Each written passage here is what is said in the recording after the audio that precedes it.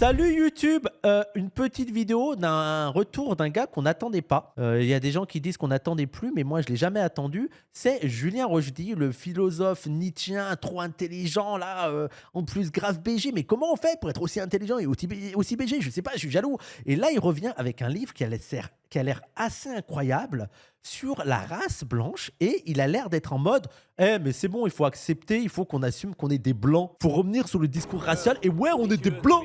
On est des blancs. Faut qu'on arrête d'être victime, il faut qu'on assume qu'on est des blancs. Donc là, il a fait une interview sur le média pas du tout d'extrême droite, mais qui invite des néo-nazis comme Conversano ou des racialistes comme Rochdy dans leurs médias. Vous savez très bien de qui je parle. Je parle du journal Frontières. Mais qu'est-ce que vous dites? Pourquoi vous dites qu'on est d'extrême droite? Défini d'extrême droite, défini d'extrême droite. Et bien là, il a une interview chez Frontières qui dure 1h15. On ne va pas tout regarder parce qu'on n'est pas non plus trop maso. Ça, on réserve ça pour le lit. Et on va voir ce que ça donne. Julien Rochdy, bonjour. Bonjour. Vous êtes essayiste, éditeur et figure marquante de la droite identitaire. Vos écrits salués par vos partisans, mais critiqués. Bon, droite identitaire, c'est extrême droite. Hein. C'est aussi leur nouvelle. Vu qu'ils ont plus de couilles, l'extrême droite, et qu'ils veulent plus assumer leurs idées, ils disent plus extrême droite, ils disent droite identitaire. Vraiment, c'est le manque de courage. Pour leur radicalité, alimente un débat vibrant. Sur vos réseaux sociaux, suivis par des milliers de personnes, vous incarnez une voix singulière. Depuis 2016, vous avez écrit 7 essais. 7 essais depuis 2016, il écrit. Hein. Il écrit bien de la merde, mais il écrit. Hein. Tu sais, ça me fait penser aussi à Onfray qui a plus de 100 livres. Mais frère, comment tu peux écrire un bon livre quand t'en écris plus de 100? On est d'accord que c'est des livres bâclés. C'est n'importe plus de 100 livres. 8e vient tout juste de sortir. Qui sont 8 livres. Là, c'est son 8e livre. les Blancs, généalogie. Les Blancs. Qui sont les Blancs? Généalogie d'une identité interdite. Oui, parce que c'est interdit d'être blanc. Il suffit de regarder qui sont les plus grandes bourgeoisies, qui est la première puissance mondiale, qui est à la tête des premières puissances mondiales, voilà, qui est à la tête des institutions pour voir qu'il est effectivement interdit aujourd'hui d'être blanc et que les Blancs sont menacés. Hein. Le pouvoir des Blancs est menacé, il faut le savoir. Hein. Je voulais commencer et débuter cet entretien par une citation. Comme d'habitude, vous avez déjà effectué un entretien pour Frontières et on commence toujours par une citation. Cette fois-ci, j'ai sorti celle de Sylvain Tesson. L'identité est de moins en moins figée. Les gens ont de plus en plus les moyens de la corriger, soit physiquement, en changeant d'apparence, soit culturellement, en changeant de pays, de religion. Est-ce que cette citation vous parle? Citation qui me semble pas complètement fausse, quoi. Effectivement, le concept d'identité, quand bien même il faudrait discuter de ce que c'est l'identité, mais elle est de plus en plus fluctuante et c'est pas une mauvaise chose, quoi. Je veux dire. Et il y a jamais, je veux dire, on est plein de choses. Je veux dire, l'individu, il est multiple. Il n'est pas que musulman. Je veux dire, il faut aussi sortir. Je veux dire, même un blanc n'est pas qu'un blanc. On ne peut pas le résumer au fait qu'il est blanc, il est plein de choses à la fois et je veux dire, il y a juste à voir dans vos vies de tous les jours, vous avez différentes facettes de vous-même selon des situations sociales. Elle est intéressante, mais je pense qu'elle est fausse. On ne peut pas changer son identité. On peut la brouiller éventuellement, c'est ce que font beaucoup de gens. On peut chercher à la fuir. On peut changer son apparence, mais on ne peut pas changer son fond. Comment ça on ne peut pas changer son fond? Genre, si tu es une mauvaise personne, tu peux pas devenir une bonne personne. Mais c'est un petit peu ce à quoi on assiste aujourd'hui. On assiste à des gens qui, justement, ont une identité, mais qui n'est plus conscientisée, dont ils n'ont pas conscience. Donc, lui, il est en mode, on a une identité malgré nous. Malgré nous, on a une identité et peu importe ce qu'on va faire, on va avoir cette identité qui va être accolée à nous. Moi, je pourrais trouver cette perspective intéressante d'un point de vue antiraciste ou d'un point de vue féministe. Comment l'État, les institutions nous assignent des identités qui d'ailleurs nous oppressent et peu importe la manière dont on se comporte, on va nous traiter de telle manière. Et par exemple, l'identité arabe avec tous les stigmates qu'il y a autour de cette identité arabe, violeur, voleur, dangereux, criminel, délinquant, va faire qu'on va être traité d'une certaine manière, peu importe la manière dont nous, on se comporte ou on se définit. Ça pourrait être intéressant. Mais lui, il est dans un aspect totalement essentialiste en mode hey, t'es un homme, tu vas forcément agir comme ça. T'es une femme, tu vas forcément agir comme ça. T'es un arabe, tu vas forcément être comme ça. Voilà, lui, il a vraiment un truc essentialiste. Alors que nous, cette idée d'imposition d'une identité, elle est plus constructiviste. Donc, partant de là, l'apparence, qui n'est en fait que le reflet justement de cette identité, de cette essence qui se projette, eh bien, peut être beaucoup plus facilement floutée, bigarrée. Mais c'est là un effet d'une perte, c'est là un effet d'un oubli, c'est là un effet d'un sentiment de déréliction individuelle. Plus on est ancré dans ce que nous sommes, plus on a une apparence qui est aussi stable, saine et qui n'a pas besoin justement de se brouiller et de se changer en permanence. Plus on est ancré en ce que nous sommes, plus on ressemble à ce que nous... Ok, oui, bon... Tellement abstrait. Oui, ok, vas-y. On va laisser développer son propos de con, là.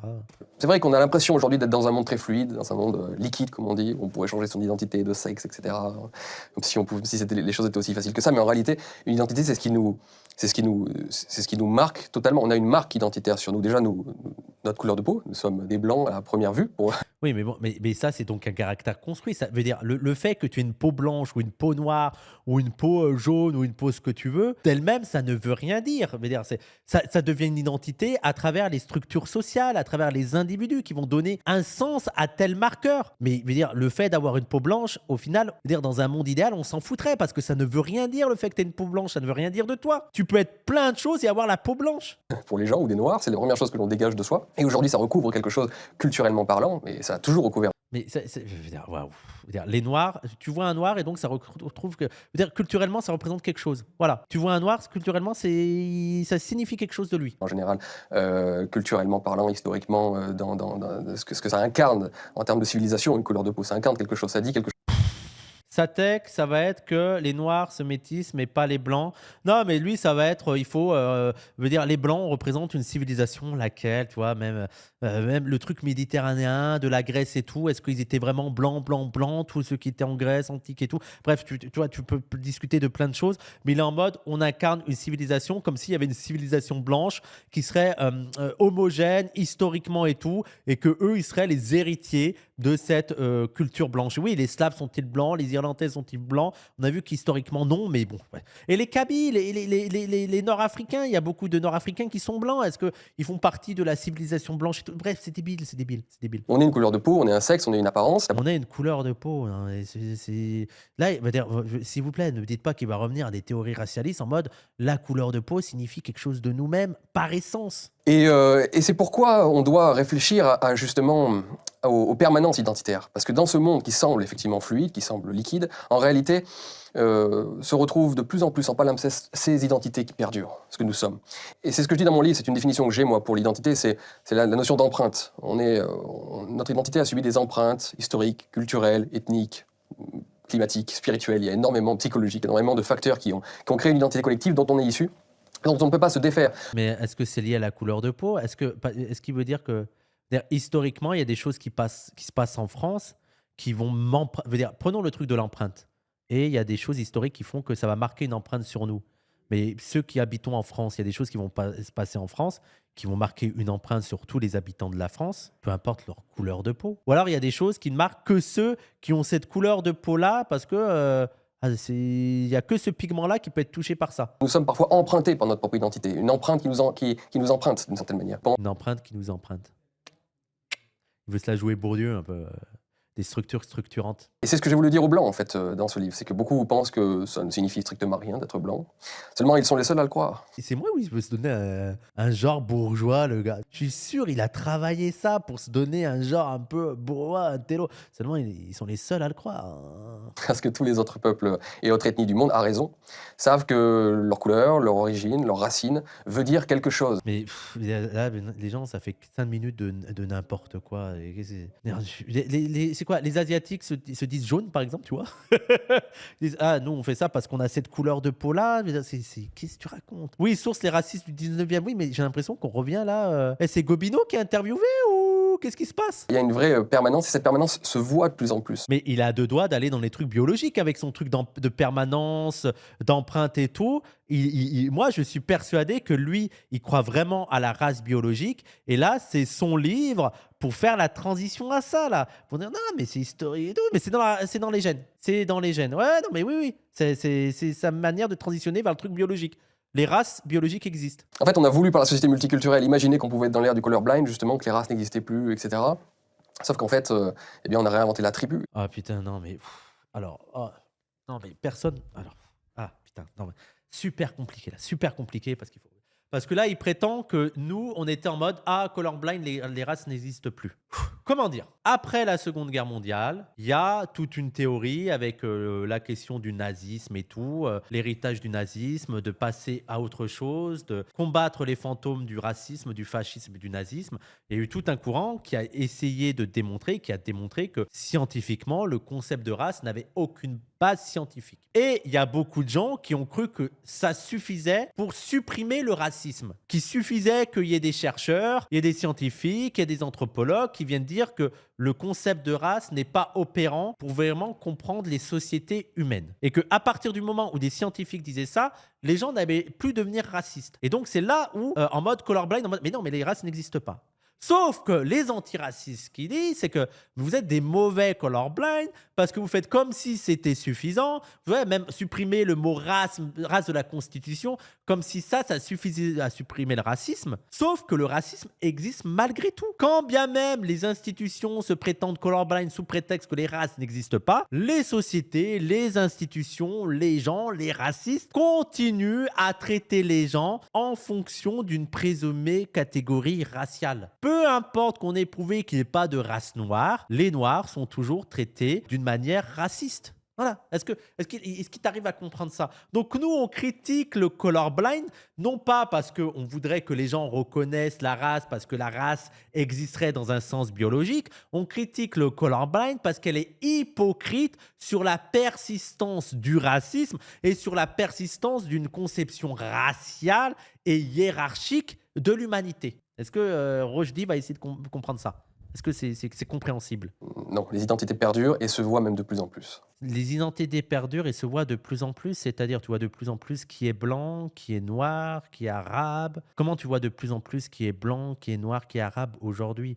Surtout avec la mondialisation, l'homogénéisation des cultures et tout. Disons qu'il y a une réaction totalement raciste au fait qu'une partie de la planète voit de plus en plus de noirs et d'arabes et qui se réfugie dans une vision fantasmée du passé de ce que seraient les blancs. Mais sinon, je vois pas... Julien, comment est-ce qu'on en est arrivé à un point où on doit se poser la question de qui sont les Blancs, qui sommes-nous? Parce que les catégories raciales sont fluctuantes, parce qu'il n'y a pas de catégorie biologique qui déterminerait qui sont les Blancs et tout. Et d'ailleurs, les gens qui ont voulu faire émerger une théorie raciale scientifique se sont cassés les dents et ont dû trouver des stratagèmes pour expliquer pourquoi ils excluaient certaines populations qui pourtant avaient la pigmentation blanche de la catégorie blanc.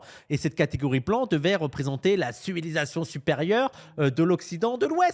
Et donc, il y a toute la question des Slaves, il y a la question des Irlandais, il y a la question des Russes, il y a les questions des Nord-Africains, il y a la question des Juifs qui, quand bien même ils avaient des pigmentations blancs, il y avait des racialistes qui en mode oui, non, mais c'est pas exactement des blancs. Donc, la catégorie blanc, vu qu'il n'y a pas de race biologique et vu que ce sont des constructions sociales qui répondent à des intérêts économiques, matériels, stratégiques, idéologiques, politiques, selon un contexte donné, sont fluctuants. Oui, les Italiens du Sud et tout, oui. Les Polonais, ouais. Voilà, c'est répondu. On peut passer à la question suivante? En fait, on sort d'une époque qui a cherché absolument à oublier la notion de race, au point même que François Hollande l'a supprimé du dictionnaire. Le mot race ne devait même plus exister. Ouais. Donc nous n'existons plus en tant qu'ethnie, en tant que race, ça veut dire à peu près la même chose. Et nous étions dans une ère dite colorblind, en anglais, c'est-à-dire aveugle à la couleur. On ne voulait pas voir la couleur. Oui, donc on est colorblind. Donc là, encore une fois, je l'ai déjà dit, nous, on dénonce l'hypocrisie des gens qui se disent colorblind. Mais je veux dire, tous ceux qui se disent colorblind ne peuvent pas s'empêcher de voir aussi qu'il y a quand même, malgré tout, colorblind, même toi, si tu considères que ah non, je vois pas les couleurs et tout, je m'en bats les couilles, ok, tu vois pas les couleurs, mais il y a quand même des gens qui sont traités selon leur couleur de peau. Voilà. Il y a quand même un traitement raciste des gens selon leur présumée catégorie raciale. Les gens, qu'ils soient noirs, jaunes, verts, quelle importance. Ce qui compte, c'est les valeurs que vous avez individuellement, les rapports que vous avez, le travail que vous pouvez effectuer éventuellement. Bah oui, ça c'est bien, non? Il est contre ça, il est contre le fait qu'on considère l'individu en tant que tel et non selon son apparence. Je comprends pas là. C'est vrai, il a dit ça comme si c'était pas bien de se dire qu'on considère l'individu en tant que tel. Les couleurs vraiment ne signifient strictement rien. Et nous étions dans cet état d'esprit-là, qui est extrêmement fort, notamment dans les années 90, mais qui vient depuis 1945, qui s'est progressivement installé en Europe et en Occident dans les années 70, 80, et qui avait en fait tout d'une utopie totale. C'est utopique de considérer l'individu selon sa propre individualité et ne pas le considérer selon sa couleur de peau, en fait. Et les hippies qui veulent pas considérer les gens selon leur couleur de peau, il y en a marre. Non, il faut traiter les gens selon ce qu'ils ont l'air, quoi. Il faut traiter un noir comme un noir. Et surtout que même, imaginons même qu'on doit considérer les gens en tant que blancs ou en tant que noirs, qu'est-ce que ça veut dire? Vous savez, sire, J'aimerais bien qu'on commence à me considérer en tant que tel. J'ai que cette rêve en tête. Ancré dans l'esprit des Blancs, justement, très situé ethniquement parlant, parce que, encore une fois, que seuls les Blancs pensaient de cette manière-là. Mais c'est quoi tes sources? C'est quoi? Comment ça, seuls les blancs et tes colorblind? Mais je veux dire, à partir du moment où tu peux dire tout et n'importe quoi, sans apporter une moindre preuve, sans apporter une moindre source, ben allons-y. Non, mais seuls les Asiatiques pratiquaient, je sais pas, le football. Ouais, il y a qu'eux qui le pratiquaient et après, ça s'est diffusé sur l'ensemble de la planète. Et les Anglais ont récupéré ça en faisant croire que c'était eux. Mais il faut savoir que le football a en fait été envoyé par les ovnis sur Terre en l'an 300 après Jésus-Christ. Mais petit à petit, nous sortons justement de cette époque du colorblind et nous sommes obligés, nous sommes forcés de regarder le fait ethnique en On n'est jamais. En fait, encore une fois, il n'y a jamais eu vraiment d'époque où l'institution était colorblind. Depuis la modernité occidentale qui a eu besoin d'utiliser le racisme pour légitimer un ordre capitaliste mondial et une hiérarchie entre les humains, il n'y a jamais eu de. Depuis ça, il n'y a pas eu de temps colorblind. Ça n'existe pas. Il veut dire, c'est quoi la période colorblind en France? Et c'est-à-dire, la période colorblind, c'est-à-dire qu'il n'y a pas eu de traitement raciste. C'est qu'on n'a pas eu les Noirs n'ont pas été victimes de négrophobie, les Arabes n'ont pas été victimes d'islamophobie, d'arabophobie, les Roms de romophobie. Depuis quand? C'est la gauche elle-même qui, au début, a essayé justement de pousser ce colorblind parce que dans son universalisme, dans son égalitarisme, elle a voulu faire croire que, quelle que soit notre origine, nos racines, notre couleur de peau, nous étions tous pareils, absolument similaires. Non, alors non. Ça, c'est ce que voulait faire croire pour dire que la gauche est complètement délue. Jamais dit la gauche dit qu'on est totalement similaires, genre il n'y a pas d'individualité et tout. Elle dit qu'on est tous égaux. C'est complètement différent de dire on est tous égaux malgré nos différences qu'on est tous similaires. Et tu sais, ils veulent totalement insister sur des choses qu'on ne dit pas pour pouvoir nous contredire plus facilement. Non. Ce qu'on dit, nous, c'est que les êtres humains, peu importe leurs différences, peu importe même je sais pas, leurs différences en termes, je sais pas, même d'intelligence, de QI, tu sais, imaginons qu'on découvre qu'une population est plus intelligente qu'une autre population, peu importe ces différences, on est pour l'égalité. Donc c'est à contrario de ce que tu dis là. Aujourd'hui, parle en permanence des Blancs. Il y a des concepts, la white fragility, les privilèges blancs, etc. Les Blancs sont dans le débat public aujourd'hui. En tant que construction sociale, hein, nous, c'est pas sur le pigment de la peau, mais oui, effectivement, surtout quand tu vois la montée de l'extrême droite, surtout quand tu vois la montée du suprémacisme blanc, surtout quand tu vois le racisme, oui, effectivement, il faut étudier les dominants, quoi.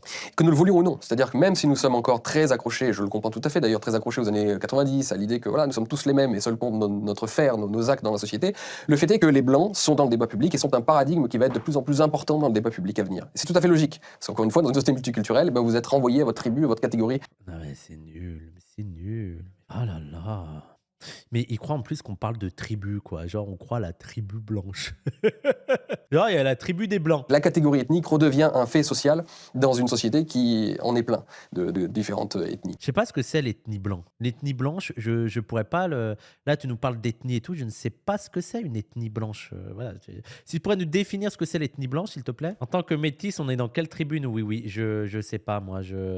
Ma couleur de peau, en plus, elle est blanche un peu. Un petit peu très bien. Vraiment, je suis plutôt blanc.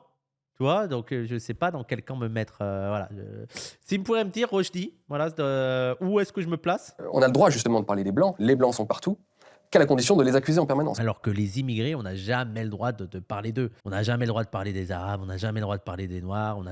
C'est pas possible. On ne peut pas. C'est interdit en France. Il faut se rebeller contre le blanc en nous, c'est-à-dire celui qui impose des normes, qui impose certaines valeurs, qui impose une certaine domination partout où il passe. C'est là où je me suis dit, si les Blancs sont dans le débat public et sont amenés à le rester dans les années à venir. Ça m'énerve, sa posture intellectuelle, là. Ça vraiment de s'entendre parler et de croire qu'il dit des trucs intelligents alors que c'est complètement con, ça n'a pas de sens.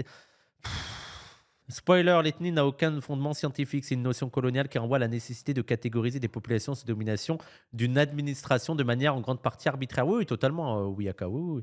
Non, mais d'ailleurs, ça a été l'une des grandes hypocrisies de la sociologie française de dire ah non, mais on ne veut pas parler de race, on préfère parler d'ethnie. T'es en mode, mais en quoi le mot ethnie? Et il y a eu des gros débats dans la sociologie française pour essayer d'esquiver le débat sur la race, de parler de ethnie parce que ethnie, ce serait moins référence à la biologie. T'es en mode, mais Qu'est-ce que ça veut dire ethnie? C'est les mêmes débats. Oui, classé, elle en parle notamment, Delphine, en classé dominé. Qu'on veuille ou pas être blanc, se définir comme blanc, c'est souvent l'autre qui vous dit qui vous êtes. C'est un peu comme l'ennemi, l'adversaire chez Carl Schmitt, c'est l'autre qui vous désigne. Et aujourd'hui, Oui, bon, après, historiquement, moi, je suis d'accord que maintenant, les autres vont te définir comme blanc, mais historiquement, c'est les Occidents qui ont construit cette catégorisation raciale, qui ont vraiment défini de qui étaient les blancs, qui n'étaient pas les blancs, et qui ont défini les Occidentaux comme les blancs, et surtout, le plus important, parce qu'à la rigueur, tu pourrais même imaginer que, hey, t'as vu, t'as été blanc, toi, t'es noir, toi, t'es arabe. Le plus grave dans la théorie raciale, c'est pas tant ça, c'est de présumer une hiérarchie raciale. C'est-à-dire que si les blancs avaient juste dit ah bah nous on est blancs, vous êtes noirs, ça va, on va bien, on se mélange, tu vois, il y a pas de souci. Là, le problème c'est qu'ils ont décidé que comme ils étaient blancs, c'était le signe de leur supériorité. Les êtres supérieurs, c'était les êtres blancs. Voilà, les occidentaux qui dominaient les autres civilisations. Et ceux qui étaient noirs, bah, c'était des êtres inférieurs. C'est ça le vrai souci. Après, à la rigueur, tu peux je sais pas, oui, dis-toi blanc si tu veux, je m'en fous. on nous désigne comme blancs. Les personnes d'origine immigrée, les personnes racisées, comme on dit, nous traitent de blancs. Je pensais dernièrement, vous voyez par exemple sur CNews, on est encore très ancré dans cette droite années 90 pour assimilation. On ne veut pas voir les couleurs de peau, on veut être français, quelle que soit notre couleur, etc. C'est très... Ah, attends, il a dit CNews n'est pas assez raciste? C'est ça qu'il a. On regarde la même chaîne ou qu'est-ce qui se passe? Quoi? Non, mais CNews, trop de gauche. Oui, CNews, les gauchistes. C'est très, c'est plein de bonnes intentions de penser comme ça. Mais en réalité, quand vous voyez les critiques qui sont adressées à CNews, on les traite de blancs. C'est des plateaux de blancs, Pascal Pro, etc. Donc... Ah non, moi c'est plutôt c'est des plateaux de racistes. Ah, c'est des blancs! Non, mais ça, nous, on a des plateaux de blancs. Hein. À PDH, il y a des plateaux de blancs. À Zavoie, il y a des streams de blancs. Je veux dire, à la rigueur, je m'en fous. Non, mais le problème de CNews, c'est que c'est des racistes. On s'en fout qu'ils soient blancs. Qui sont renvoyés à leur couleur de peau, donc à leur race. Mais là, vous voyez, il invente des trucs. Genre, il fait croire que la critique qu'on a à l'égard de CNews, c'est que c'est un plateau de blancs. Parce qu'en plus, extraordinaire, il n'y a que sur CNews qu'il y a un plateau de blancs. Genre, sur les autres médias et tout, ça n'existe plus des plateaux où il n'y a que des blancs. Non, c'est que à CNews et c'est notre critique. Mais vraiment, l'homme de paille, à chaque fois, tu réponds à des choses qu'on ne dit pas. Les blancs sont dans le débat, comme je vous disais, et simplement, j'ai pas envie que ce concept soit, cette réalité, soit accaparée par mes adversaires. Là, il est en train d'inverser toute l'imposition de la question raciale. Là, il fait croire que c'est les Noirs, les Arabes qui ont inventé la blanchité. Non, mais quand même, quel renversement historique assez fada. C'est assez courageux de sa part, en fait. Non, mais il faut essayer de le prouver, hein. Moi, Rochdi, je te mets au défi, regarde-moi, je te mets au défi de me prouver historiquement que la catégorie raciale blanche a été imposée par les non-blancs. Voilà. Prouve-le-moi. Prouve-le-moi que c'est les non-blancs qui ont imposé aux blancs qui sont blancs. Vas-y. Mon fils va naître dans... Enfin, il est né, mais va être dans une société où on le renverra en permanence à sa couleur. Non, mais... Non, mais la phrase. Oh, les blancs, les pauvres, on les renvoie à la couleur dans la société. Ah, c'est dingue. La dernière fois, je suis allé. Salut, moi c'est Lionel, je suis un blanc. La dernière fois, je suis allé chercher du taf et on m'en a donné. Pourquoi? Parce que je suis blanc, c'est ça. J'en ai un peu marre en fait qu'on me renvoie à ma couleur de peau. Sous prétexte que je suis blanc, on me donne du travail, c'est bon, il y a un moment donné. On peut arrêter de me donner des privilèges sous prétexte que je suis blanc, hein? Et en plus, j'ai trouvé un logement. Eh oh! Stop! Le flic, la dernière fois, il m'a parlé avec politesse. Bonjour monsieur. Tout ça parce que je suis blanc? On peut arrêter quand même? On peut arrêter de rappeler que je suis blanc? C'est trop là, tous les jours là, incessamment là. Tous les discours, mais la dernière fois je regardais la télé, CNews me défendait. Il disait que je me sentais en insécurité en France. Pourquoi? Parce que je suis blanc, c'est pour ça qu'ils me défendent CNews. C'est bon en fait, il y en a marre en fait. C'est trop là, on peut oublier que... Hein. La société multiculturelle veut ça. La preuve en est, c'est que les Américains qui ont l'habitude de cette société multiculturelle depuis beaucoup plus longtemps que nous, chez eux, les concepts de blanc, de noir, ça existe, ça fait partie du débat naturellement. Nous ne sommes pas habitués à ça parce que nous étions... Parce que la France est pseudo-universaliste, colorblind, fait croire qu'elle ne voit pas les couleurs alors qu'elle a eu un traitement totalement raciste. Julien Rochdi, il y a eu quand même le code de l'indigénat. Il y a même eu, octobre 61, on a dit à des Algériens en France de rester chez eux, on leur a interdit de manifester. Il y a eu un traitement racial. Arrête de nous faire croire qu'en France, on n'a pas vu les couleurs. Non, mais il y a eu du racisme anti-arabe. Comment tu peux... Il y a eu le code noir, il y a eu le racisme anti-arabe, il y a eu la négrophobie. Comment tu peux prétendre qu'on ne voyait pas les couleurs avant maintenant là? C'est pas vrai. Nous ne sommes pas habitués à ça parce que nous étions depuis presque 4000 ans très homogènes sur le plan ethnique. J'ai reçu un livre, les gens. J'ai reçu un livre. Je suis impatient de le dire parce que là, on entend des conneries. C'est 4000 ans, 4000 ans. Moi, je trouve qu'il n'a pas été assez ambitieux. Moi, je sais pas, j'aurais pas dit 4000 ans, j'aurais dit 10 000 ans. 10 000 ans, ça me semble être un bon truc. Alors, d'un côté, on a Julien Rochdy qui raconte des conneries, qui nous explique que pendant 4000 ans, on a été homogène ethniquement. Et là, il y a ce livre de Jean-Paul Desmoules, La France éternelle, une enquête archéologique. La France vient-elle du fond des âges, comme l'affirmait le général de Gaulle? Existe-t-il, autrement dit, une identité et des racines nationales immuables? Au-delà des fantasmes et des manipulations, Jean-Paul Desmoules reprend le dossier à ses débuts. Depuis l'arrivée des premiers humains sur notre sol, il y a un peu plus d'1 million d'années. Au fil d'une douzaine de chapitres chronologiques, on verra ainsi que les chasseurs-cueilleurs sapiens européens, jadis venus d'Afrique, furent au néolithique assez rapidement grand remplacés par les agriculteurs venus du Proche-Orient, que les Gaulois n'ont pas toujours été nos ancêtres, ou encore que le baptême de Clovis dans une Gaule officiellement chrétienne depuis plus d'un siècle fut un non-événement. On verra que les frontières de l'Hexagone ne cessèrent de fluctuer au gré des guerres et des conquêtes, puis des décolonisations, et comme affluèrent de nouveaux habitants, fuyant des régimes despotiques ou attirés par la révolution industrielle, laquelle allait peu à peu transformer les campagnes et dissoudre culture et langue locale. Ainsi se dessinera peu à peu la trajectoire singulière d'un territoire où se sont succédés en fascinantes mosaïques, société, langue, production matérielle, représentation du monde, religion, technique, mode de vie. Et c'est nanti de ce riche bagage historique que chacune et chacun pourra s'interroger sur la façon dont elle ou il se sent française ou français. Alors, voilà, c'est Jean-Paul Desmoules. Alors, Jean-Paul Desmoules, il est quoi? Il est archéologue et préhistorien, professeur émérite à l'Université de Paris 1, Panthéon-Sorbonne. Mais peut-être qu'il est moins spécialiste de la question que Julien Rochdy. Je sais pas, après, entre écouter un chercheur qui a fait une enquête sur le sujet, qui est professeur émérite sur ces questions, et Julien Rochdy, je me demande, mais qui on va écouter, dis donc? Oh, je ne sais pas. Mais je ferai un blabla bibli autour de ce livre, les gens. On dira à mon fils qu'il est blanc, il le sentira dans une société multiculturelle, il le verra. Si le terme blanc, si les concepts des races et des ethnies revient dans le débat, s'il est même d'ailleurs, désolé, j'ai des idées qui me viennent un peu comme ça. Tellement HPI, il a tellement des idées qui se bousculent là. Il pense à plein de choses. C'est trop un gros cerveau, c'est trop un gros cerveau, je peux pas. Si tu vois, il est présent par exemple de façon très nette dans le monde du porno, tu vois. Et ça c'est très intéressant parce que ça dit l'inconscient de notre société, tu vois. Ok, la preuve que les races existent, c'est que dans le porno, il y a la catégorie interethnique. Non, non.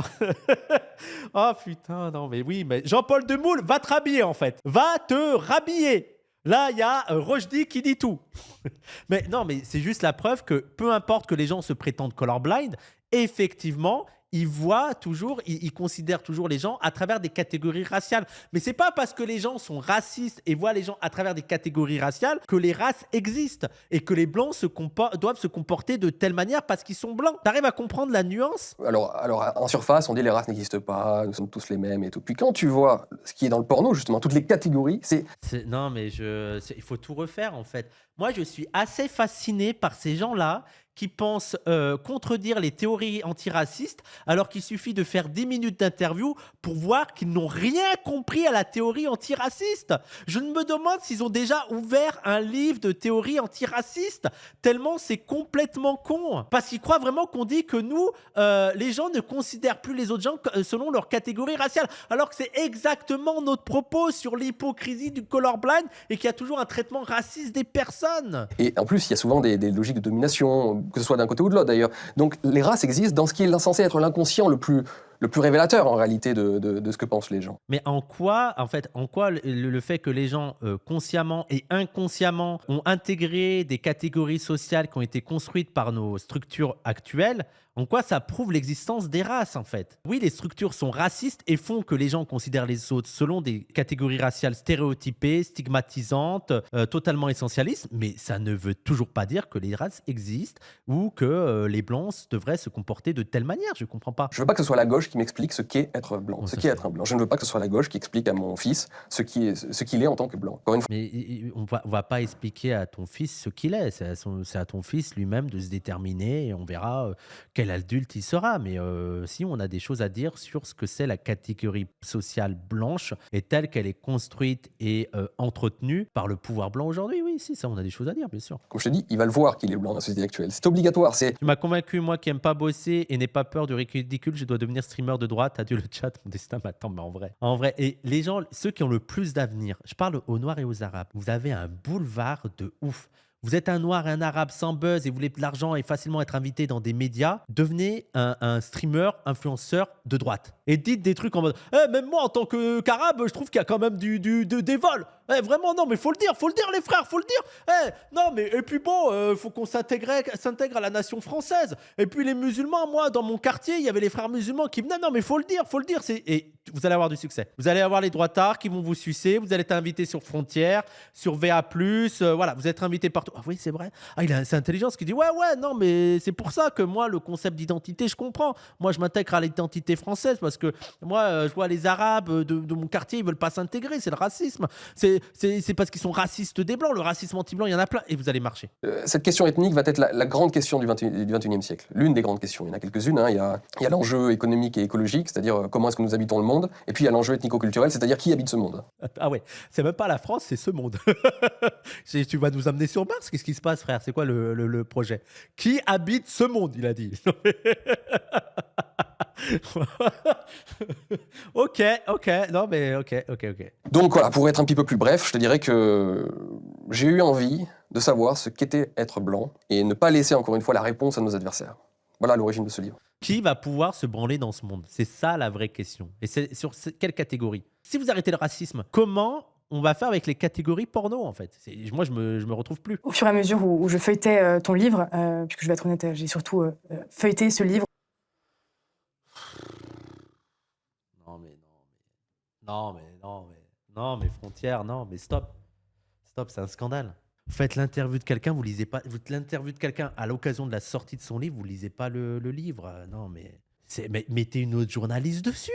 T'as raison, Wissam, c'est facile d'être de droite. Oui, t'as pas besoin de travailler. En plus, je pense pas que ce soit très difficile à lire, Julien Rochdy, quoi. Pointer certaines lignes, certaines citations qui m'ont marqué. Mais il n'y avait pas d'image. Effectivement, quelque chose qui me préoccupe, c'est la place du blanc en tant que guide de l'humanité aujourd'hui. Hein? Quoi? Le blanc comme guide de l'humanité? Non, mais on est où là? On est sur nazi.com? Qu'est-ce qui se passe? On a un ethnomasochisme très très présent. Et d'ailleurs, ensuite, j'aimerais te poser la question, comment est-ce qu'on sort Pourquoi vous pensez que Frontières est d'extrême droite? Qu'est-ce qui vous fait penser que Frontières est d'extrême droite? Je comprends pas. Mais avant tout, quand est-ce que ça s'est arrêté? Quand est-ce qu'on a perdu ce rôle de guide de l'humanité? Oh là là là là là là là là, les blancs guides de l'humanité. Non, mais est-ce qu'il y a des choses à rajouter? La question qu'elle pose, c'est quand est-ce qu'on a arrêté d'être les guides de l'humanité? Les blancs. Parce que en fait, s'il n'y a pas les blancs, qu'est-ce qu'ils font les autres? Ils restent dans leur merde, ils font rien, ils sont dans les arbres, dans des champs de rizières. Comment ils vivent? Comment a vécu le monde sans les blancs, en fait? Et depuis 4000 ans 4000 ans C'est guide de l'humanité depuis quand? Quand est-ce que les blancs ont été guides de l'humanité? Et guide de l'humanité, pourquoi? Pourquoi faire pour le capitalisme? Merci, on s'en serait passé, hein, je vous le dis. Hein. On s'en serait passé de votre merde. Hein. Je sais pas si nous étions des guides de l'humanité. Nous avons... Il est moins nazi qu'elle. Il faudrait lire le livre, madame. Ah merde, il est pas aussi nazi que ça. La journaliste, elle a pété un câble, sa question. Elle est dingue. Ont toujours été le moteur d'une dynamique, en tout cas dans l'humanité, la dynamique capitaliste, la dynamique scientifique, la dynamique intellectuelle. Ça a toujours été les blancs. Oui, mais étudier l'histoire, non, ça n'a pas toujours été les blancs. Mais vas-y. Essentiellement en provenance de l'Europe, donc en provenance des blancs. Parce que quand on dit, là aussi, il faut arrêter l'hypocrisie. Quand on dit la civilisation européenne, on parle des blancs. Quand on dit même la civilisation occidentale, on parle des blancs. C'est d'ailleurs pour ça, juste une petite parenthèse, que j'ai choisi d'utiliser le terme blanc et non pas européen ou occidentaux. Parce que justement, je n'ai pas voulu participer de cette hypocrisie. Parce que tu vois, si j'avais écrit un livre, la dynamique de l'Occident, qu'est-ce que l'Occident, etc. Là, tu peux être invité dans les grands médias et en parler. Moi, je suis d'accord avec lui que lui, au moins, il n'est pas hypocrite. Il dit blanc. Mais donc, frère, là, c'est contradictoire avec tout ce que tu as dit depuis le début. Parce que depuis le début, tu n'arrêtes pas de dire que les gens sont colorblind et ne voient pas les races. Sauf que toi-même, tu avais très bien compris qu'en fait, ils utilisaient des euphémismes. Ils parlaient des Européens, ils parlaient des Occidentaux pour en fait parler des Blancs. Donc, les gens ont toujours parlé de race. Voilà, allez, CQFD. Toi-même, tu dis, tout le monde sait qu'on parlait des Blancs. Allez, c'est allez. Mais en réalité, ça veut dire exactement les Blancs. Et j'ai voulu aller au point le plus incandescent qui aujourd'hui, en fait... Oui, les Chinois se marrent, les musulmans se marrent, et même, je veux dire, qu'est-ce que c'est, les innovations au cours de l'histoire et tout. Non, mais bref... Genre, tout est venu de l'Occident. Ok, vas-y. Mais pour te répondre, tout le XXe siècle a été une décadence, enfin comment dire, pas une décadence, mais en tout cas une régression du monde blanc dans le monde, et ça se voit même d'un point de vue démographique, nous étions beaucoup plus importants d'un point de vue démographique dans le monde il y a encore un siècle, aujourd'hui nous devenons une minorité, le blanc devient la vraie minorité du monde. Et en même temps, les Blancs, la suprématie blanche domine encore énormément d'institutions. Les États-Unis, avec Trump au pouvoir, c'est toujours la première puissance mondiale. Voilà quoi. Et oui, mais c'est la vie, c'est pas très grave. Et justement, participons à un monde antiraciste pour que les Blancs, si jamais ils devenaient une minorité, ne soient pas traités de manière raciste. Voilà, tu vois, ça peut être utile pour vous, la lutte antiraciste. Il faut en avoir conscience. C'est pour ça que quand on est toujours renvoyé à nos propres minorités dans nos pays, c'est assez drôle, parce que nous sommes la grande minorité mondiale aujourd'hui. Oui, bon, les Arabes aussi, hein, on n'est pas la majorité. C'est qui c'est quoi, ça va être quoi la majorité ethnique? Ça va être quoi, les Asiatiques? Mais encore, les Asiatiques, lesquels? Ouais, parce que pour un raciste, oui, mais indien. Oui, mais Asie, t'as le Pakistan, t'as la Corée du Sud, t'as la Russie, t'as les Indiens, t'as les Thaïlandais, mais voilà, il n'y a pas une catégorie asiatique. Mais les Blancs ont vécu un XXe siècle qui s'explique justement par tous les siècles évidemment qui l'ont précédé, mais un XXe siècle qui a été l'excès, l'acmé de toutes leurs caractéristiques, de toutes leurs qualités et de tous leurs défauts. Parce que, attention, les Blancs ont Comme beaucoup porno, oui. de qualités. Moi, je n'ai pas honte de le dire, je n'ai pas peur, je ne me cache pas derrière mon petit doigt, mais ils ont aussi des défauts. Et ces défauts sont d'ailleurs très souvent ces qualités lorsqu'elles sont poussées à l'extrême. Et le XXe siècle a été l'excès en tout des Blancs. Est-ce que vous pensez qu'au moins il parle du nazisme? Ça, c'est un peu l'excès des Blancs, le nazisme. Comment tu qualifierais le nazisme? L'excès des Blancs. Et du coup, ça a créé une prise de conscience maladive des Blancs, un regard des Blancs sur eux-mêmes. Point faible des Blancs, trop fort. Oui, c'est un petit peu ce qu'il a dit. Hein. Permis par d'abord le luxe dans lequel ils étaient, parce que pouvoir s'accuser, pouvoir se sentir moralement mauvais, c'est une pensée de luxe aussi, c'est parce que finalement nous étions pas si mal dans notre société. Les boomers, les 68ards qui ont commencé à injecter vraiment, qui ont transporté ces idées dans le monde occidental, pouvaient se le permettre parce que finalement ils vivaient très bien. Donc c'était des pensées de luxe, on se permet des pensées de luxe quand tout va bien. Mais aussi il y a eu ce moralisme qui est très très blanc, qui est très très européen. Mais c'est n'importe quoi. Mais tu peux te dire tout et n'importe quoi. Il y a aussi cette valeur de solidarité qui est blanc aussi. Ça, c'est très, très blanc. Les autres ne connaissent pas. Il y a aussi cette valeur de l'éthique qui est très... Mais apporte-nous des preuves. Mais cite-nous au moins des ouvrages, des travaux qui valident ce que tu dis.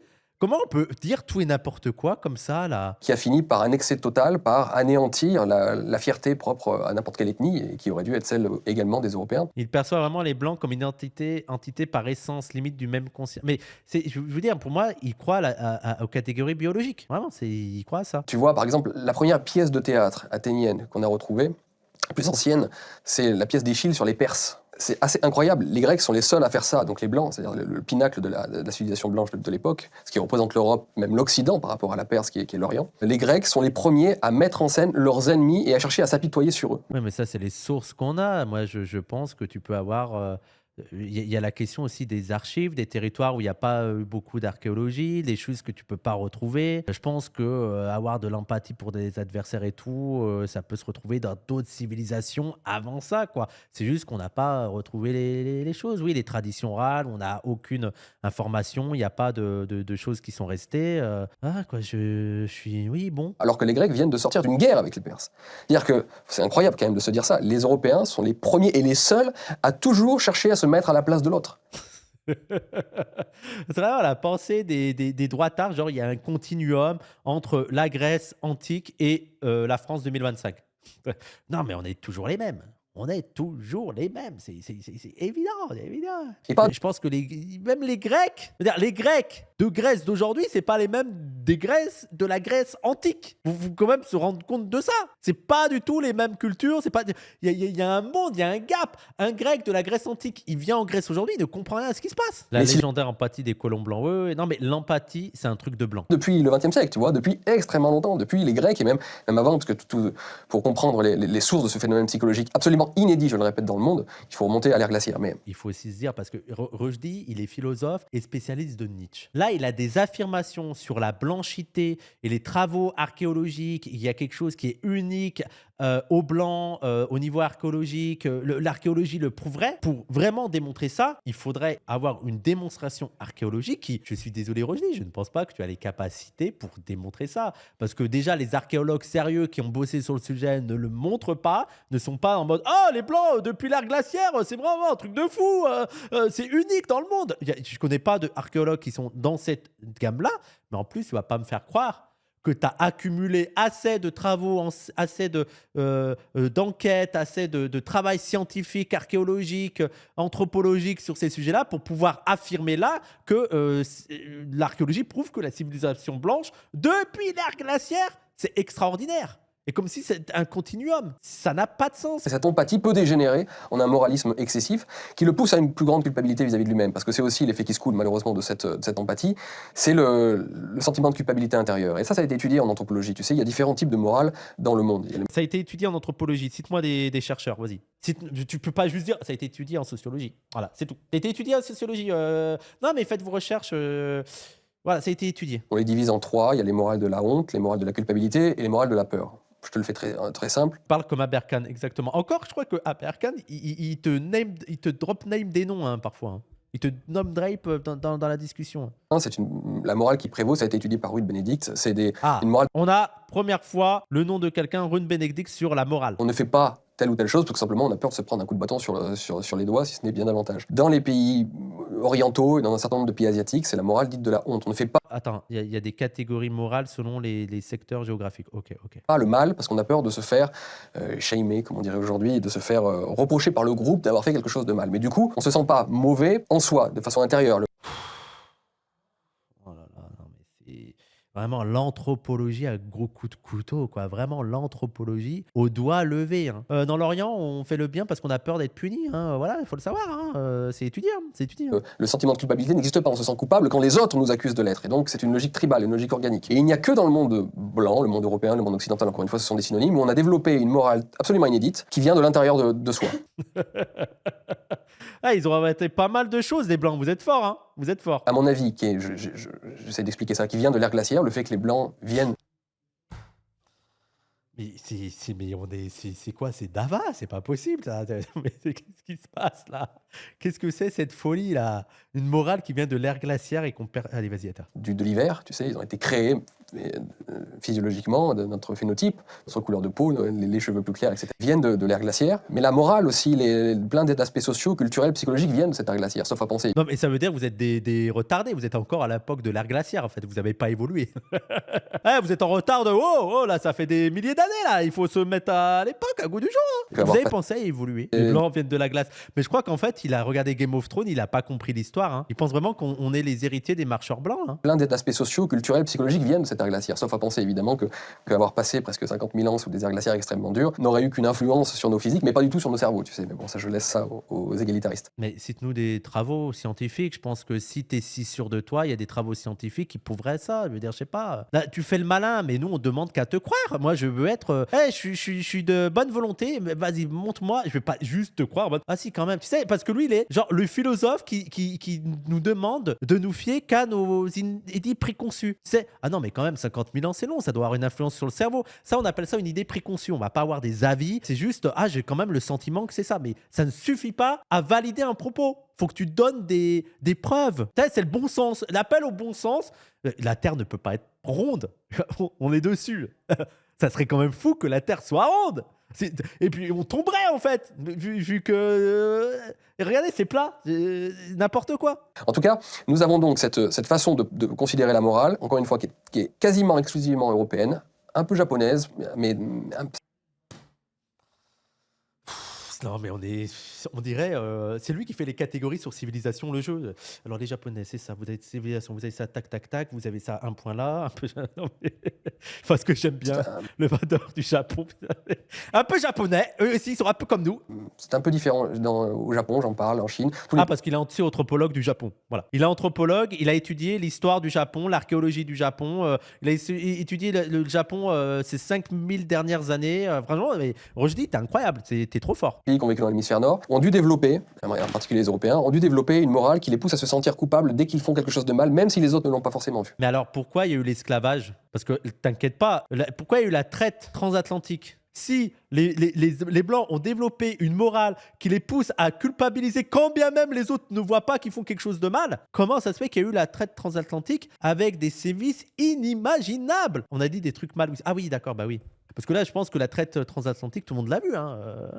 On voyait il y a quand même des, je veux dire, il y a des blancs qui ont fouetté des noirs, qui ont torturé des noirs. Vous devez voir que c'était mal, non? Qu'est-ce qui s'est passé en fait depuis l'ère glaciaire? Goût du coup pour la culpabilité, enfin, cette morale intériorisée peut se transformer en une culpabilité excessive. Et la Shoah aussi. Hein. Voilà, si tu peux nous dire qu'est-ce qui s'est passé sur la Shoah, voilà. Et c'est exactement ce qui arrive au XXe siècle, c'est qu'on se sent coupable de tout, il faut toujours battre sa culpe.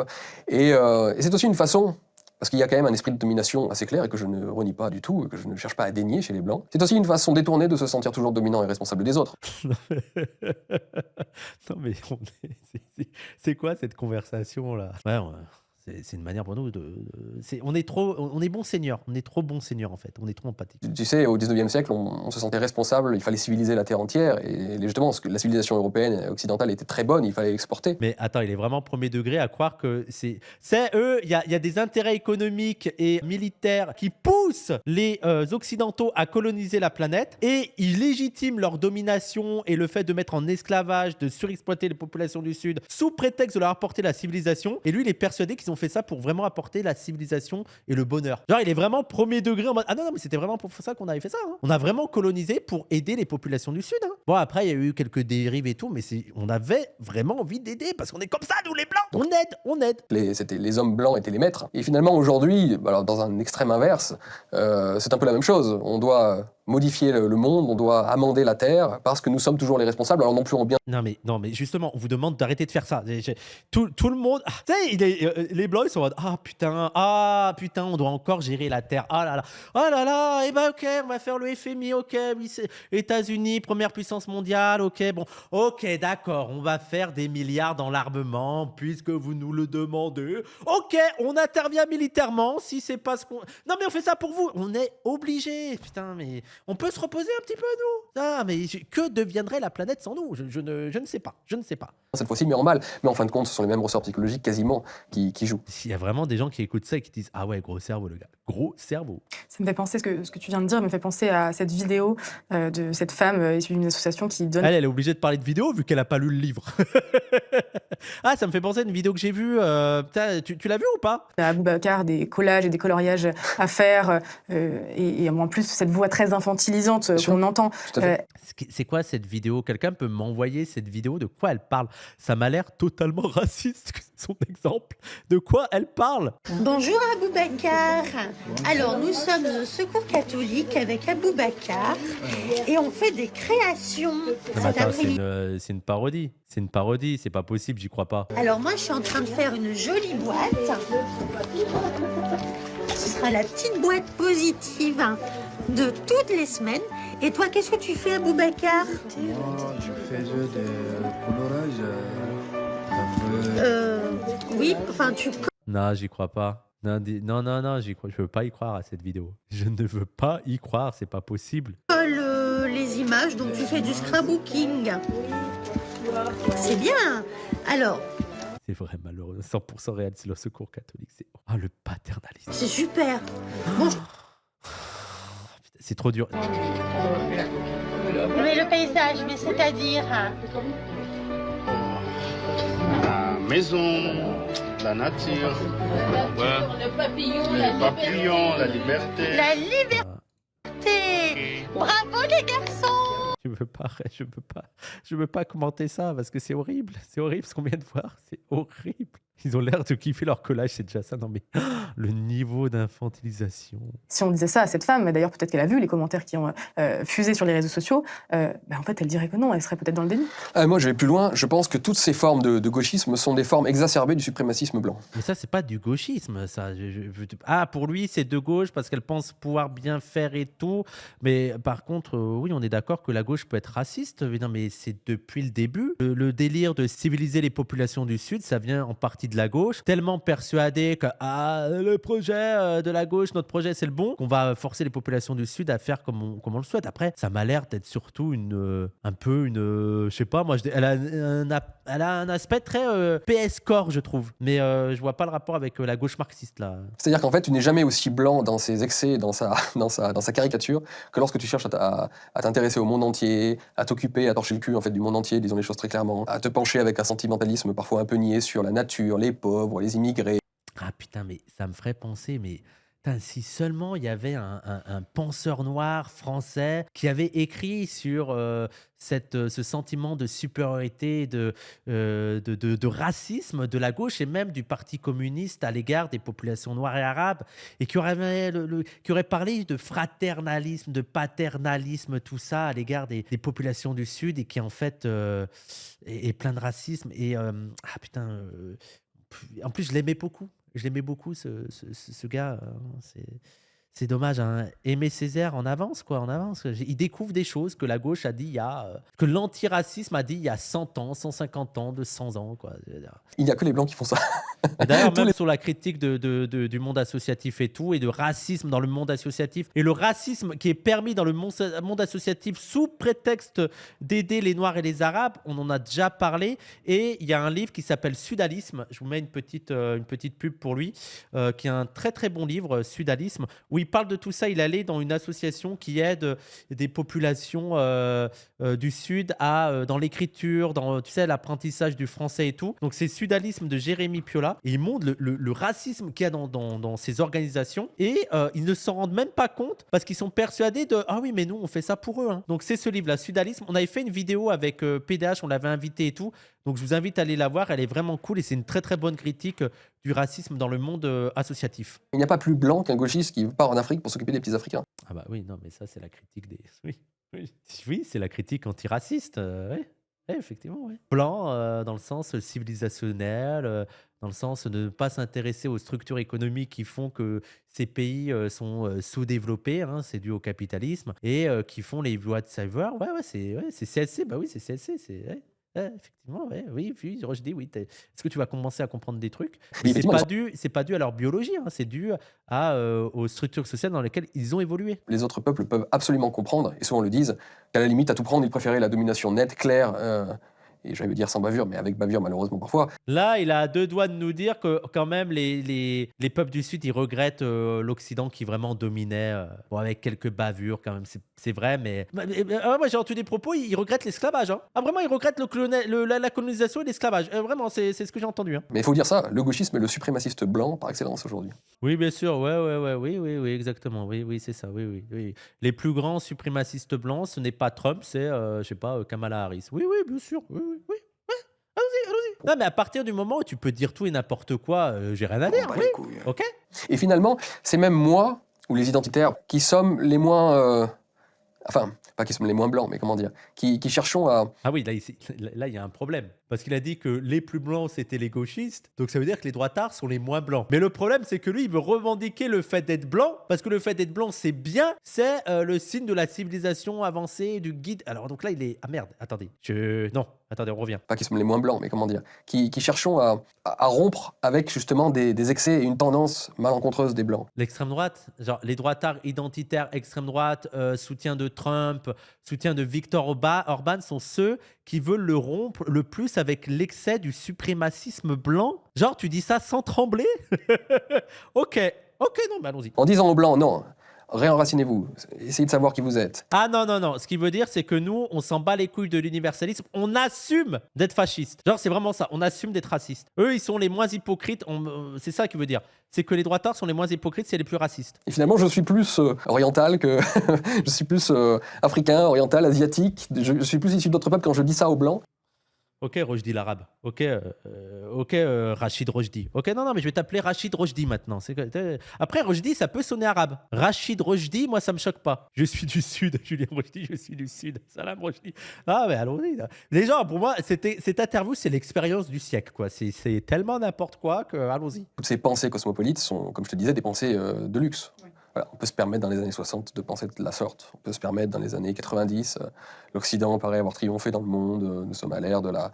avant le choc des civilisations, nous sommes en l'ère de la fin de l'histoire. Là, non, mais surtout, dans les années 60 et surtout dans les années 90, comme l'Occident dominait partout sur la planète, que ses institutions étaient en place, que la suprématie du dollar était incontestable, que les États-Unis étaient incontestés, qu'ils avaient supprimé l'URSS et tout, oui, il pouvait faire l'hypocrisie de «Ah non, mais on est pour le droit international, on est pour ci, on est pour ça», parce que de toute manière, l'ordre mondial allait dans leur sens, dans le sens de leurs intérêts. Donc, ils pouvaient être totalement hypocrites. Mais il y avait quand même une domination, il y avait quand même un racisme, il y avait des guerres au Moyen-Orient, voilà. C'est juste que là, maintenant, vu qu'il y a une contestation, ils redeviennent plus offensifs, ils se foutent du droit international parce que ça devient une barrière à leurs intérêts. Toutes ces générations boomeuses qui ont fait la mentalité française, malheureusement, sont dans cet univers. On est tous pareils. L'important, c'est de participer, de travailler. Oh, bah, si il bosse, qui paye ses impôts, ça me dérange pas. Combien de fois on a pu entendre ce genre de choses?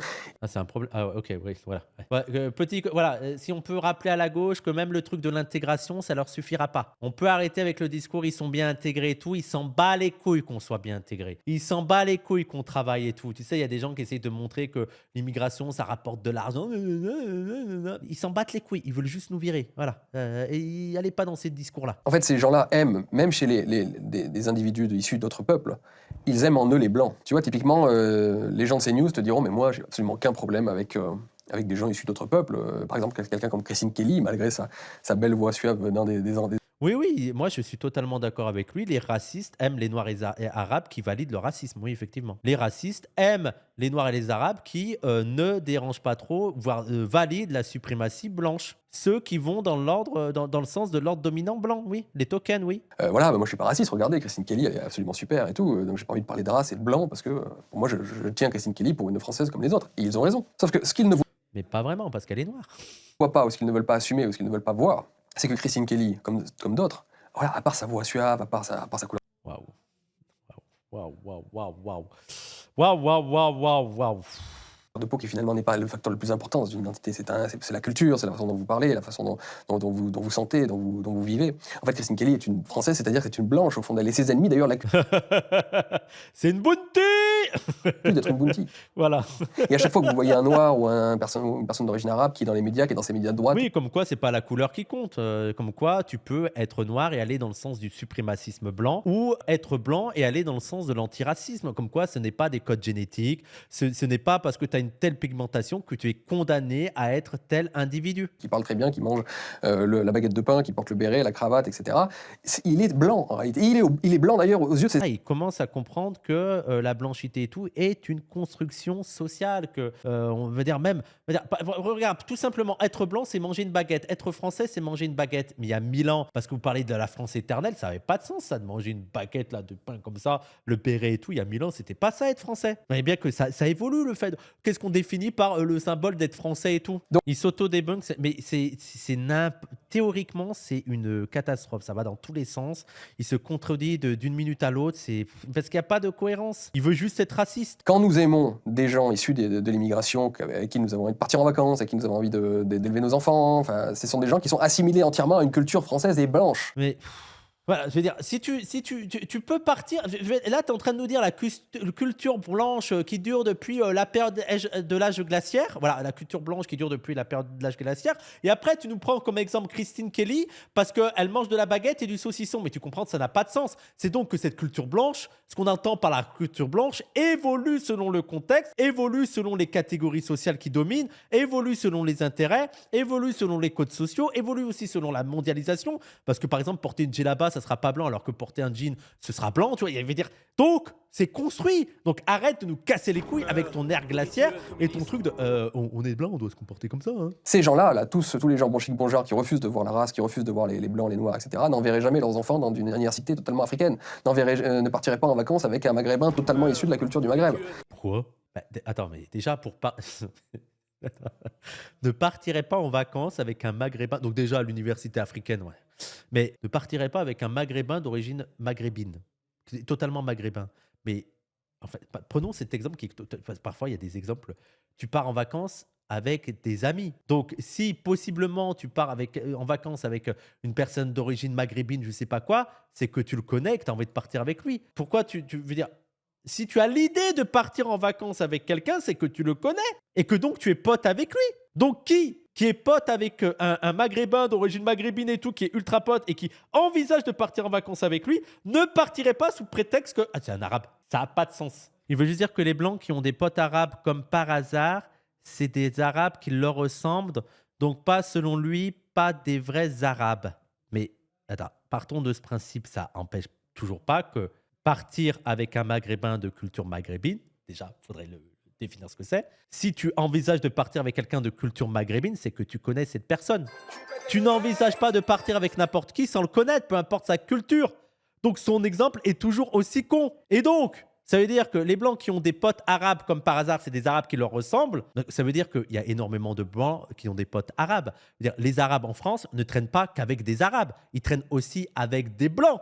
Donc ça veut dire que les Arabes de France sont des Blancs, vu que les Blancs ne traînent qu'avec des Arabes qui sont blancs. Et qu'il suffit d'ouvrir les yeux, hein, les droitards, pour voir que les Blancs sont de plus en plus potes avec des Arabes. On vit ensemble. Donc les Arabes sont des Blancs. Donc c'est bon, on peut rester alors. Et même les Noirs sont des Blancs, puisqu'ils sont des potes blancs. Et vu que les Blancs ne sont potes qu'avec les Noirs que s'ils sont blancs, alors les Noirs sont blancs.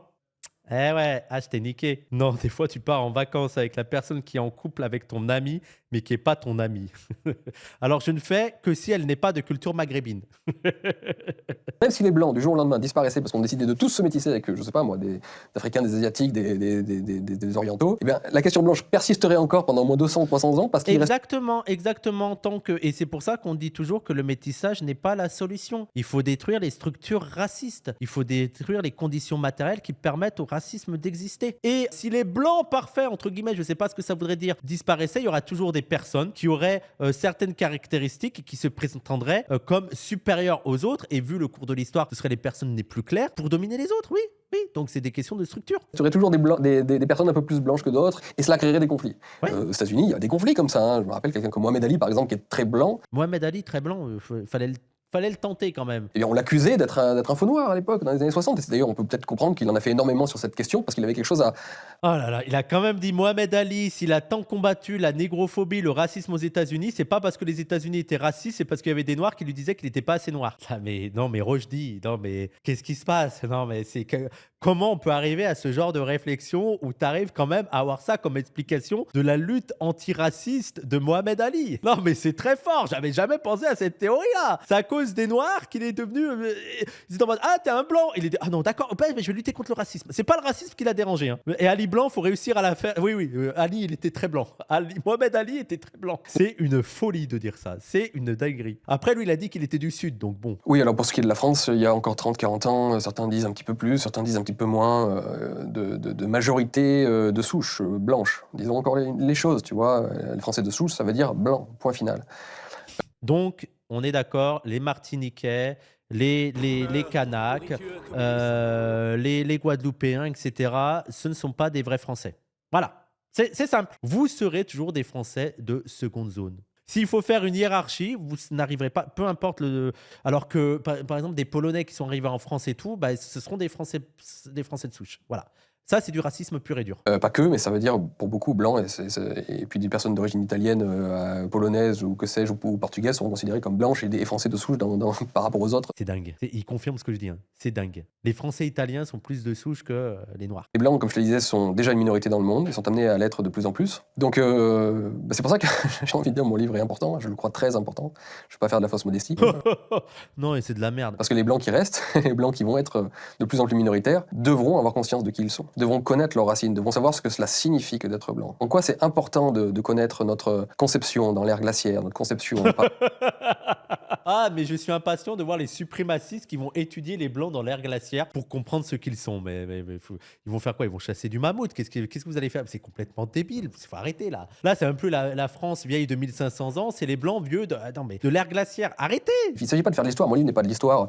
Ah bah oui, effectivement. C'est de la connerie. Mais de toute façon, la journaliste n'a pas lu ton livre. Donc je sais pas pourquoi on parle de ton livre. Même le petit blanc de la rue là qui marche et qui connaît pas du tout l'histoire, qui sait même pas ce que c'est que la Renaissance, les Lumières ou quoi que ce soit, est emprunté complètement par tous ces grands... Non mais allons-y, il y a une empreinte génétique qui fait que l'Estonien qui arrive en France, là, d'un coup, il est né en France, il a un enfant en France, son enfant en France, il sera emprunté de toute la Renaissance, de tout le truc de la culture française, et européenne et blanche. Voilà, c'est dans la génétique. Voilà, c'est comme ça. La mémoire de l'eau. La mémoire de l'eau. C'est un niveau de bêtise, les gens, je n'ai pas les mots. C'est incroyable d'avoir un ton aussi péremptoire pouvoir, d'être là, assuré, de croire, de dire des trucs intelligents, en étant complètement con, d'être hautain, d'être prétentieux, de se la jouer philosophe, en ayant des propos que même dans des PMU du fin fond de la France, on n'oserait pas tenir. C'est une folie, le propos de Mohamed Ali. Il était blanc et il a combattu contre le racisme à cause du racisme anti-blanc qu'il a vécu. Celle-là, moi, je m'en remettrai jamais. Ça dépasse tout ce que j'aurais pu imaginer, là. Merci. Je pense que les gens qui survivront seront les gens qui auront conscience de leur identité. Et ceux qui disparaîtront, qui s'anéantiront dans une société multiculturelle et qui seront même dominés par les autres. Parce que c'est aussi une question de domination aussi. Ouais, Si non, mais c'est le fond, c'est ça, en fait. Les fonds, tu veux juste que les Blancs restent dominants. Tu es un peu inquiété par un Occident qui est en train de connaître la fin de son impérialisme, qui est en train de connaître une contestation un peu partout dans le monde, un monde plus multipolaire et tout.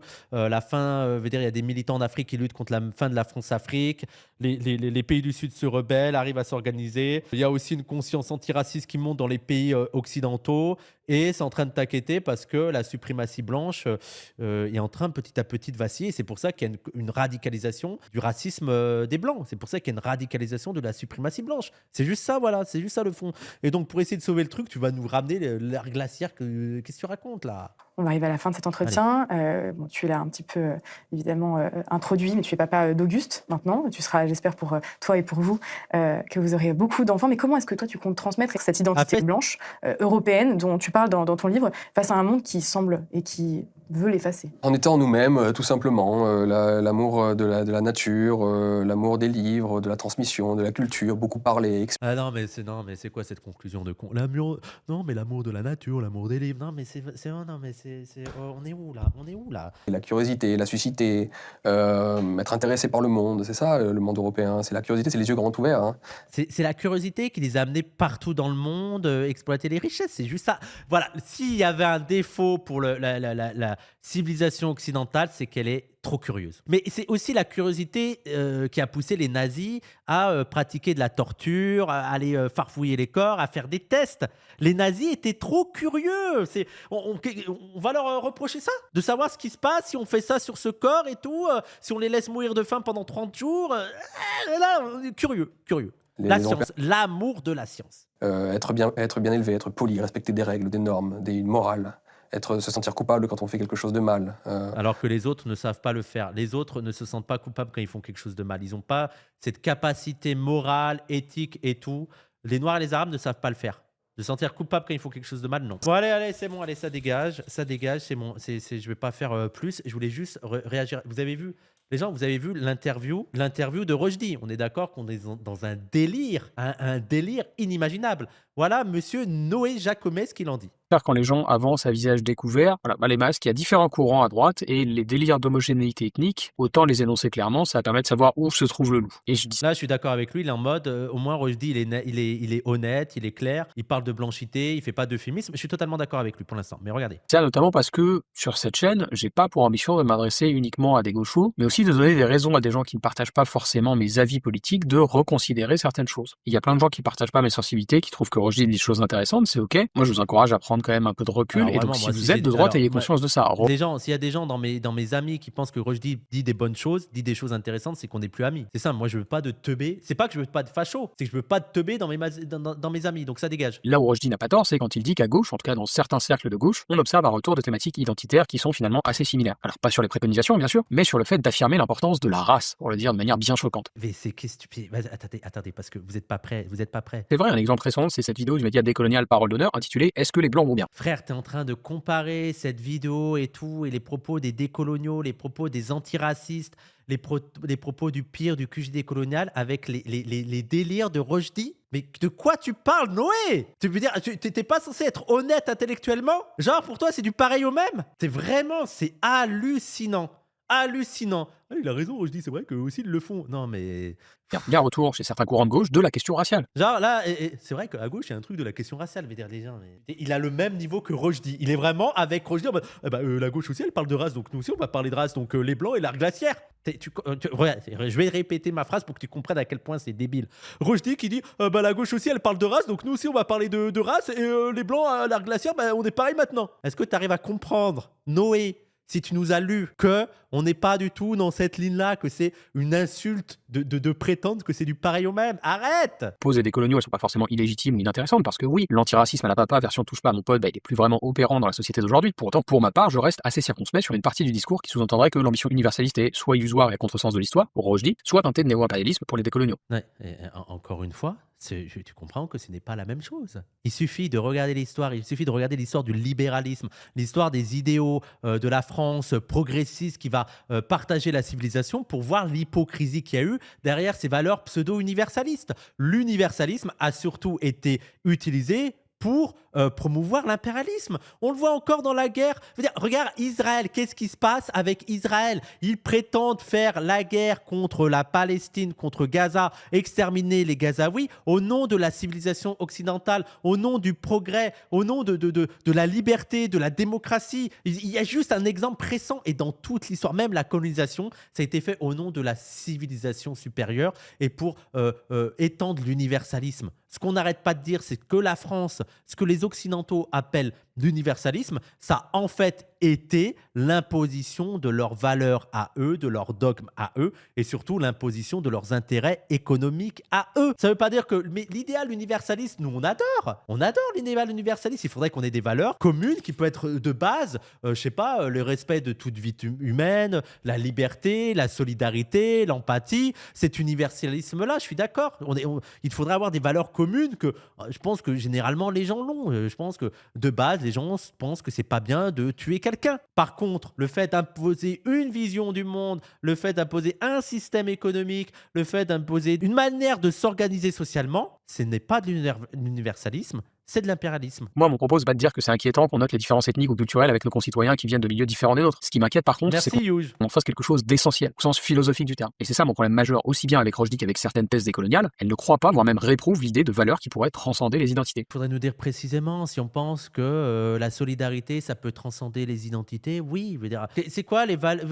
Montre-nous l'exemple selon lequel on pense qu'il n'y a pas des choses qui pourraient transcender les identités. À quel moment on a dit non, ça ne peut pas transcender les identités, la solidarité entre les peuples, ça ne peut pas transcender les identités. À quel moment on a dit ça, par exemple? Voilà. Intéressant, parce que là encore, on voit où se rejoignent cette frange d'extrême droite et certaines de ces thèses de gauche. Le rejet. Il est quand même en train de dire que vous avez vu, les gens, vous avez vu la vidéo de Rushdie et qui dit qu'il y a des choses qui se rejoignent avec nous, hein, quand même. C'est une folie. Hein.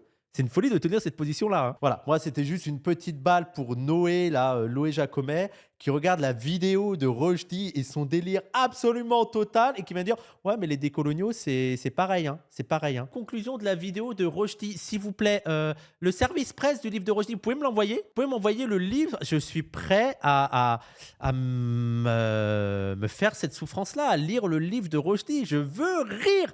S'il vous plaît, permettez-moi de rire, envoyez-moi le livre en service presse parce que c'est une folie. Et comme conclusion, qu'est-ce qu'il y a à dire sur les blancs? Arrêtez d'être blanc.